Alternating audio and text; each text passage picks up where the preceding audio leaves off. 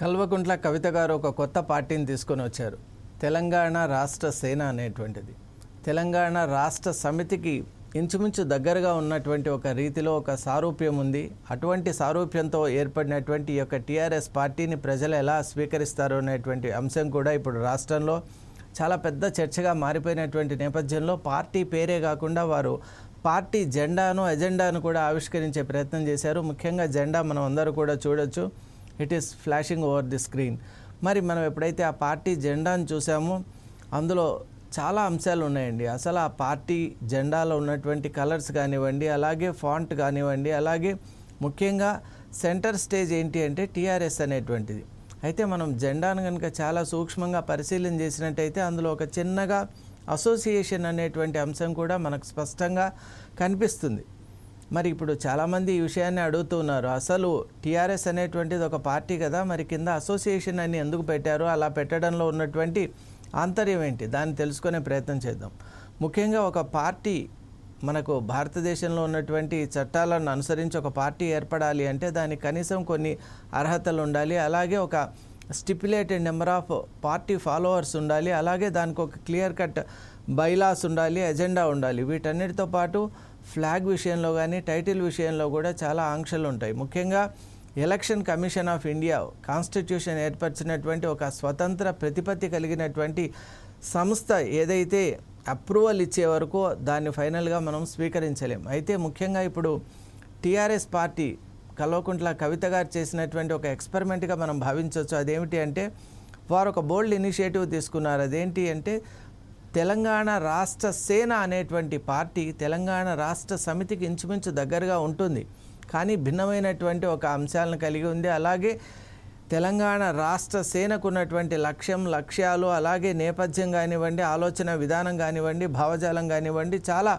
విస్తృతమైనటువంటి స్థాయిలో ఉన్నాయి. ఏదైతే పాత తెలంగాణ రాష్ట్ర సమితి బంగారు తెలంగాణను నిర్మించడంలో విఫలమైందో ఆ విఫలతనే మేము సఫలత వైపు తీసుకొని వెళ్ళేటువంటి ఒక ప్రయత్నం చేస్తున్నాం. కాబట్టి మా అంశాలు, మా ఆలోచన విధానం, మేము అనుసరించే మార్గాలు ఇవన్నీ కూడా చాలా భిన్నం. ఒకవేళ సారూప్యం అనేటువంటిది కేవలం పేరులో ఉంటుంది, కానీ మిగతా అన్ని అంశాల్లో మా ఎజెండా కానివ్వండి, మా ఆలోచన పరిధి, ప్లాన్ ఆఫ్ యాక్షన్ అనేటువంటిది చాలా యూనిక్గాను వైవిధ్యభరితంగాను ఉంటాయని కల్వకుంట్ల కవిత గారు ఆవిష్కరణ సందర్భంగానే చాలా స్పష్టంగా తెలియజేశారు.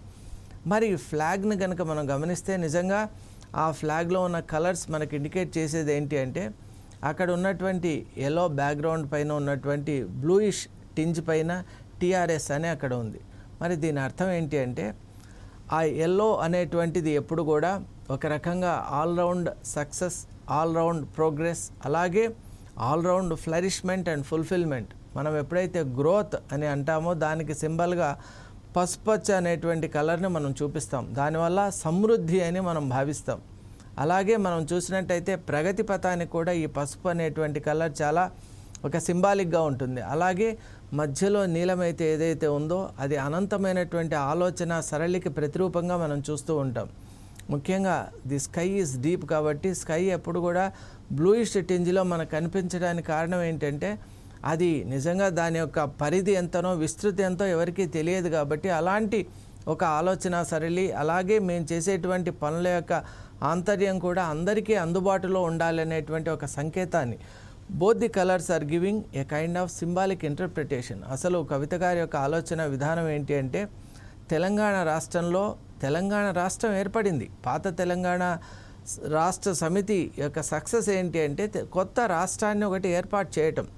నిజంగా అది కూడా చాలా కష్టతరం. మనకు చూసాం 1960s నుంచే ఈ పోరాటాలు అనేవి ఒక బీజప్రాయంగా ప్రారంభమై ఆ తర్వాత ఎన్నో మలుపులు తిరిగింది. చాలాసార్లు ఈ పోరాటాన్ని ఆపివేసేటువంటి అనేక రకాలైనటువంటి ఫోర్సెస్ అక్కడ యాక్ట్ చేసాయి. అలాగే సమిష్టిగా ఉండటానికి నిర్ణయాలు తీసుకోవటం, మరి ఇక్కడ ఉన్నటువంటి పెద్దలు కానివ్వండి, విద్యార్థులు కానివ్వండి, మేధావులు కానివ్వండి, వీళ్ళందరూ కూడా తెలంగాణ రాష్ట్రానికి నిజంగా ఒక అన్యాయం అనేటువంటిది జరుగుతోంది. ఇంకోటి చారిత్రాత్మకంగా మనం చూసినట్టయితే నిజాం ఇన్ఫ్లుయెన్స్, అలాగే అంతకు ముందు ఉన్నటువంటి డిఫరెంట్ రూలర్స్ యొక్క ఇన్ఫ్లుయెన్స్ వల్ల ఈ ప్రాంతం నిజంగా చాలా రిచ్ మినరల్ కంటెంట్, అలాగే మనకి ఇక్కడ ఉన్నటువంటి ఒక రేర్ ఫార్మ్స్ ఆఫ్ మనకు అర్త్లీ స్ట్రక్చర్ ఉంది. ఇవన్నీ కూడా మనకు ఉన్న ఇక్కడ ఒక రివర్ ఫ్రంట్ ఉంది, అలాగే మనకు జల వనరులు చాలా సమృద్ధిగా ఉన్నా కూడా ఈ ప్రాంతం అంతా కూడా అభివృద్ధికి నోచుకోలేకపోవడం. అందువల్లే మనకి ఇక్కడ ఉన్నటువంటి ప్రముఖ గాయకులు కూడా అన్నారు, తలాపునే గోదావరి ఉన్నా కూడా జీవితం అంతా ఎడారిగా మారింది అని ఒక పాట కూడా రాశారు. మీ అందరికీ బహుశా అది పరిచయమై ఉంటుంది. ఒక తెలంగాణ సుకవి అలాంటి అద్భుతమైన పాటలు కూడా రాశారు. కాబట్టి మనకు చేరువలో గోదావరి ఉన్నా కూడా జీవితం అంతా ఎడారి కావడానికి కారణం ఏంటంటే సరి అయినటువంటి ప్రాజెక్ట్స్ లేకపోవడం, అలాగే సరి అయిన ఇనిషియేటివ్ లేకపోవడం అండి. ముఖ్యంగా పాలకుల్లో ఎప్పుడైతే ఒక అభిప్రాయం లోపిస్తుందో ఖచ్చితంగా ఆ ప్రాంతం అనేటువంటిది ప్రగతికి నోచుకోదు. పాలకులు ఎప్పుడైతే పట్టుబట్టి మా ప్రాంతాన్ని మేము నిజంగా నిర్మించుకోవాలి, మంచిగా చూసుకోవాలి, ప్రజలందరికీ అన్నీ కావాలి అని ఎప్పుడైతే ఆ లక్ష్యంతో ఉంటారో తప్పక నెరవేరుతుంది.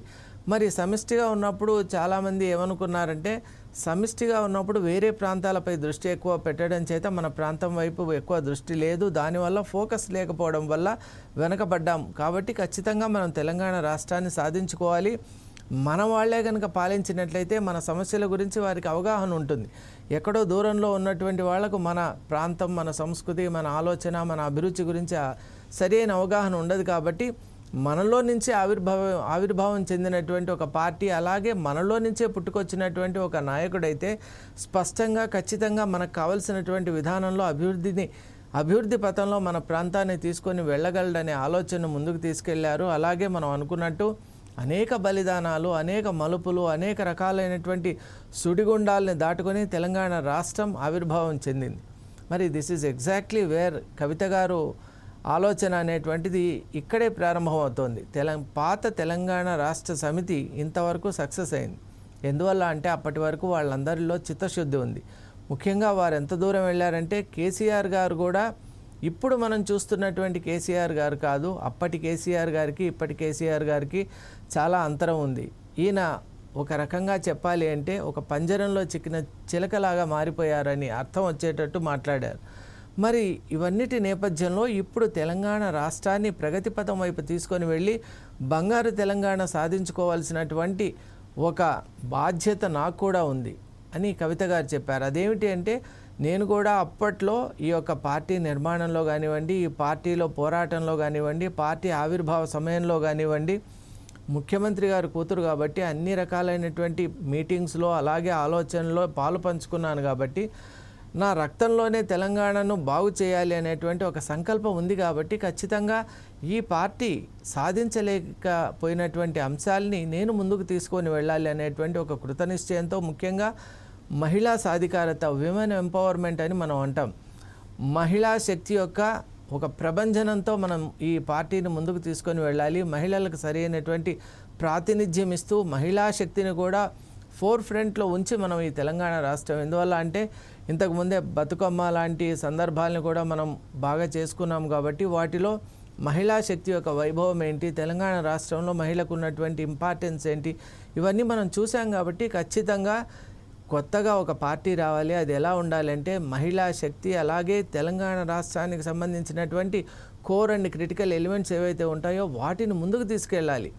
ఆగిపోయిన పాత టీఆర్ఎస్ పార్టీ లాగా కాకుండా ఈ కొత్త టీఆర్ఎస్ పార్టీ అంటే తెలంగాణ రాష్ట్ర సేన మునుపెన్నడూ చూడనటువంటి ఒక ఉత్సాహంతో, కృతనిశ్చయంతో అందరినీ కలుపుకొని తెలంగాణను బంగారు తెలంగాణగా మార్చుకోవాలనేటువంటి ఉద్దేశంతో మేము ఈ పార్టీ పెట్టామని, ఆ జెండాలో కూడా ఈ విషయాలనే ప్రతిబింబింపజేసేటువంటి విధానంలో పెట్టారు. మరీ ముఖ్యంగా అక్కడ అసోసియేషన్ అనేటువంటి పదం యొక్క అర్థం కూడా మనం అందరూ తెలుసుకునే ప్రయత్నం చేయాలి. అదేమిటి అంటే, మనకు పీపుల్స్ రిప్రజెంటేషన్ యాక్ట్ 1951 ప్రకారం ఎలా ఉంటుందంటే, ఒక పార్టీ రావాలి అన్నా, పార్టీ పెట్టాలన్నా, పార్టీ ఫ్లాగ్ నిర్మించుకోవాలన్నా, పార్టీ యొక్క టైటిల్ మనం ఫిక్స్ చేసుకోవాలన్నా కూడా ఇవన్నిటికీ కొన్ని క్రమ పద్ధతులు ఉంటాయి, చట్టాలు అంగీకరించాలి. ముఖ్యంగా ఎలక్షన్ కమిషన్ ఆఫ్ ఇండియా అనేటువంటిది కాన్స్టిట్యూషనల్లీ క్రియేటెడ్ ఇండిపెండెంట్ ఎంటిటీ. కాబట్టి ఆ election commission of India approval అనేటువంటిది that is full and final అని మనం లాలో చెప్తాం.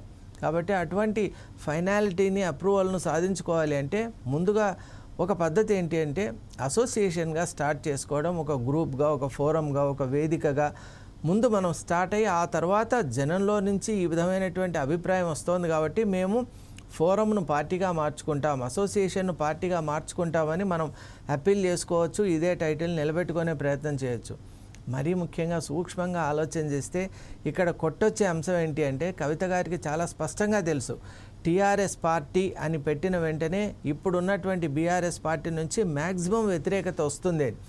ఎలా అయినా లీగల్గా, ఎందువల్ల అంటే లీగల్గా కూడా అక్కడ కొన్ని కాంప్లికేషన్స్ ఉన్నాయి. వాటిలో ముఖ్యంగా ఈ టైటిల్ వెకేట్ చేసినా కూడా అబ్జెక్షనబుల్ ఎంటిటీస్ ఉన్నా లేకుంటే ఆ సారూప్యత అనేటువంటిది సిమిలారిటీ చాలా దగ్గరగా ఉన్నా కూడా పాత పార్టీ కొత్త పార్టీ తమ పేరు తీసుకోవడం వెనక ఏదో ఒక కుట్ర ఉంది అని చెప్పి దాన్ని నిలిపివేసే ప్రయత్నం చేయొచ్చు.